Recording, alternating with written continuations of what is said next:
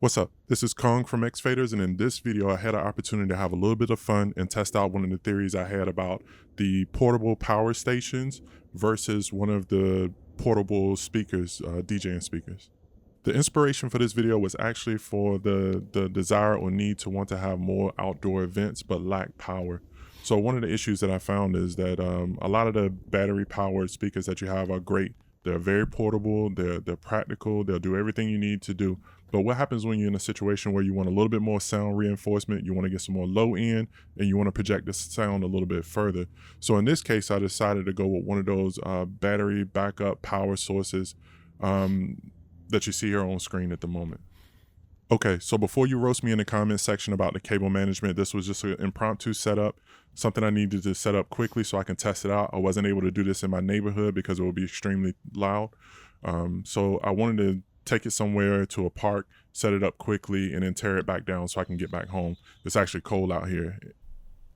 So I set up the Mackie Thump Go on the right-hand side, so the speaker's up on the tripod fairly high. The Mackie Thump Go is about a 200 watt speaker. On the left-hand side, I have a EKX 12P.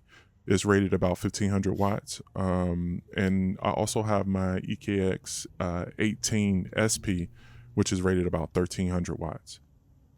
So for the sound source, I set up my Dell XPS 18, which is a Windows tablet. Kind of old, but it still will do its job. I also have the Mixar's Primo, and I just connected a Logitech keyboard to it just to easily thumb through the music. And for extra credit, I brought along my Chauvet FX Power 3 just for some lighting effects to see if all of this will work. So this test is really based off of versatility versus portability. In most cases, you would not bring a 18-inch subwoofer and a 12-inch wood cabinet out to the beach or something like that. But if you're having a backyard event, something relatively close, and you need some pretty good sound, but you're not close enough to an electrical outlet, this may serve its purpose. So I chose the Gulu portable battery backup to do my test. I'm not sponsored by or affiliated with this brand, but I just wanted to give you all the information and all the items that I use in this video. So this particular power station is GTX 300.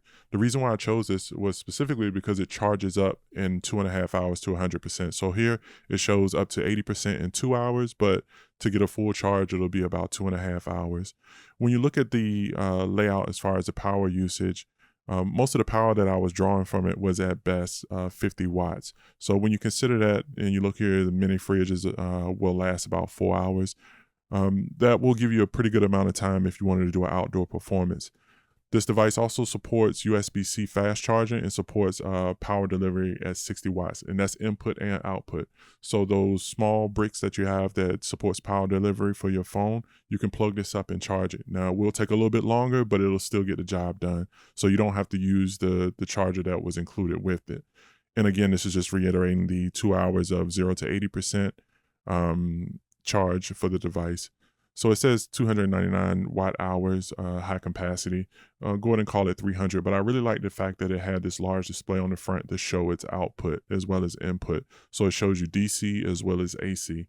One of the important factors of choosing these is it is a pure sine wave. So it gives you the closest representation of plugging in something to an AC wall adapter. And that's very important when you're using this type of equipment so you don't damage it. Now, disclaimer, for long-term use, I don't have any data about that. I don't know if it damages any of your equipment. Now, of course, using this test here, it does work perfectly. And in theory, it should work with no problems. But granted, it's something you might need to test out quite a bit more to make sure it will work as a long-term solution. So I started off the test with the Mackie Thump Go. This will just be a baseline for you so you can hear the differences between the EKX and the Mackie Thump Go. By no means this is an apples to apples comparison. There's a huge discrepancy between the two. But the idea here was just to show you what you can achieve with the two different types of setups. One being a portable speaker specifically made for portability and to take it with you on the go, versus having a little bit larger setup but using a battery backup.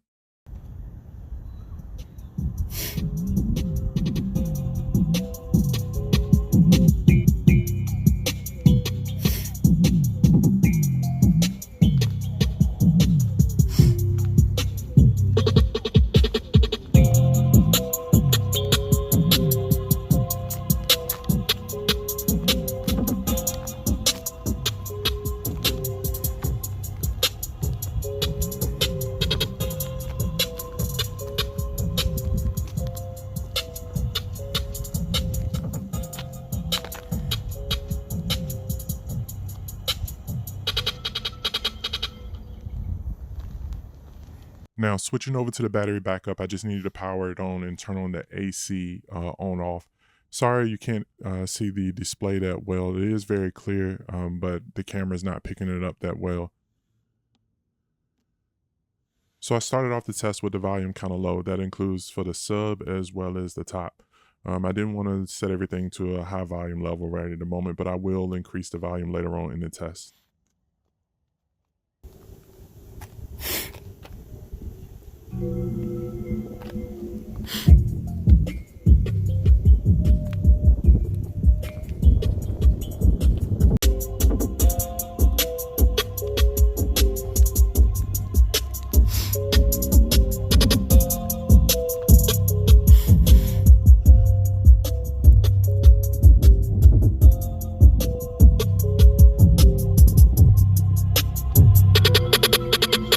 And huge shout out to my daughter for dealing with me with all this audio equipment.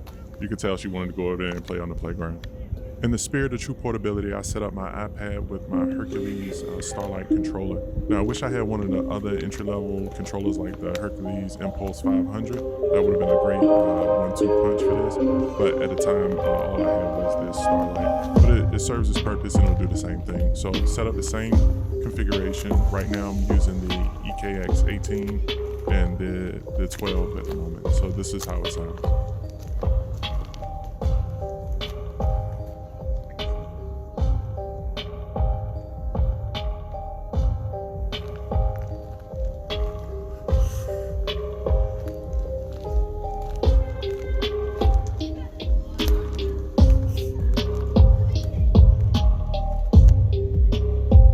And again, sorry you're not able to see the screen on the battery backup, but now I'll go ahead and switch off the EKX 12 and power on the Mackie Thump Go, just to see how the two pairs up with the 18.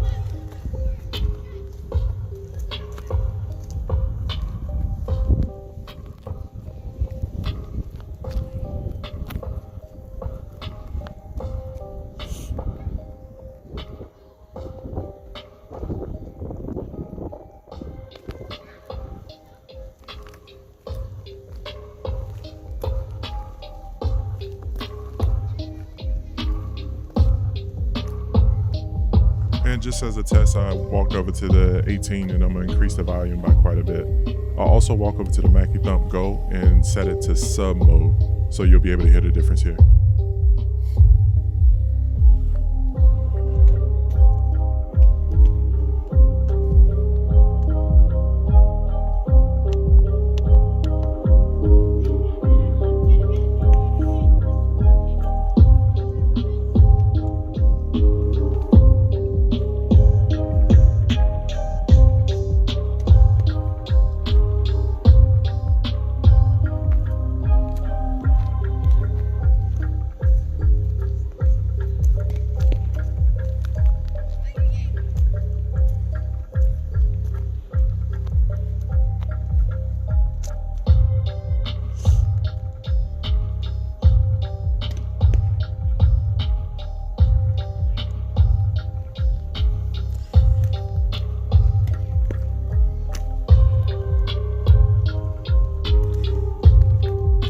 Last but not least, I'll finish up by turning off the EKX 18 just so you can hear the Mackie Thump Go by itself.